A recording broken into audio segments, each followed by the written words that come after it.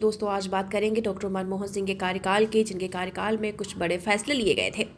एक झटके में किसानों के 60,000 करोड़ रुपए कृषि ऋण माफ करने वाले प्रधानमंत्री डॉक्टर मनमोहन सिंह के कार्यकाल में और भी कई फैसले हुए थे। डॉक्टर मनमोहन सिंह को भारत की अर्थव्यवस्था में आमूल-चूल परिवर्तन करने वाले वित्त मंत्री के रूप में जाना जाता है। उन्होंने पीवी नरसिम्हा राव की सरकार में वित्त मंत्री के रूप में आर्थिक सुधारों की शुरुआत की।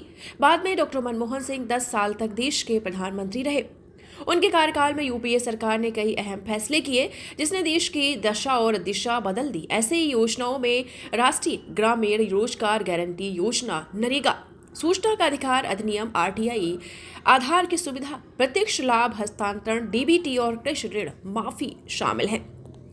कृषि संकट चरम पर था। कर्ज में डूबे देश के किसान आत्महत्या कर रहे थे।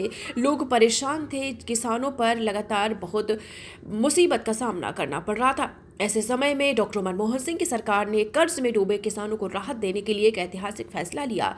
यूपीए की सरकार ने 60,000 करोड़ की कृषि ऋण माफी का ऐलान किया। वर्ष 2008 में कृषि ऋण माफी से देश के लाखों किसान लाभान्वित हुए।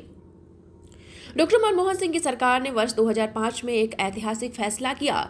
ग्रामीण क्षेत्र में रहने वाले हर परिवार को 100 दिन के रोजगार की गारंटी सुनिश्चित करने के लिए राष्ट्रीय ग्रामीण रोजगार गारंटी योजना अधिनियम, जिसे बाद में मनरेगा कर दिया गया, ये लेकर आए। इससे लाखों लोगों को रोजगार मिला। ग्रामीण क्षेत्रों में बुनियादी ढांचे में सुधार आया। सरकारी योजना का लाभ लेने के लिए आज जिस दस्तावेज की सबसे ज्यादा जरूरत होती है, जो आधार कार्ड है, जो बहुत इंपॉर्टेंट है, ये कब बना था? ये उन्हीं की सरकार में बना आधार। इस आधार की शुरुआत डॉक्टर मनमोहन सिंह की सरकार ने की थी। इसकी शुरुआत देश के हर नागरिक को विशिष्ट पहचान देने के लिए और विभिन्न सेवाओं तक पहुंच को सुविधाजनक बनाने के लिए की गई थी। सरकारें आज लोगों को सरकारी योजनाओं और सब्सिडी के पैसे सीधे उनके खाते में डीबीटी, डायरेक्ट बेनिफिट ट्रांसफर करती है। तो ये कब बना था? डीबीटी डॉक्टर मनमोहन सिंह की सरकार में लागू हुआ।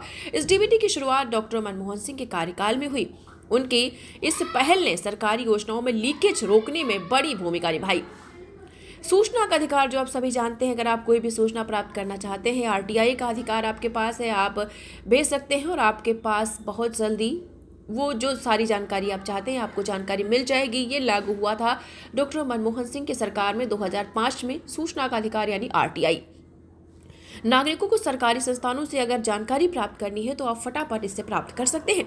सूचना का अधिकार अधिनियम आरटीआई से शासन में पारदर्शिता और जवाबदेही को बढ़ावा मिला।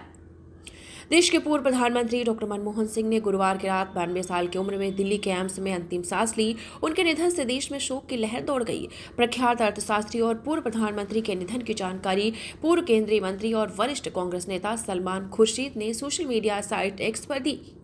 आज देर शाम तबीयत बिगड़ने पर आपको बताते चले, आज उनका अंतिम संस्कार पूरे राजकीय सम्मान के साथ किया जा रहा है। तो आपको बताते चले, मनमोहन सिंह की सरकार में कुछ ऐसे फैसले लिए गए थे जो मैंने आपको बताया, जिससे बहुत सारे लोगों को फायदा हुआ। आरटीआई यानी सूचना का अधिकार, और किसानों के 60,000 करोड़ रुपए माफ हुए हैं।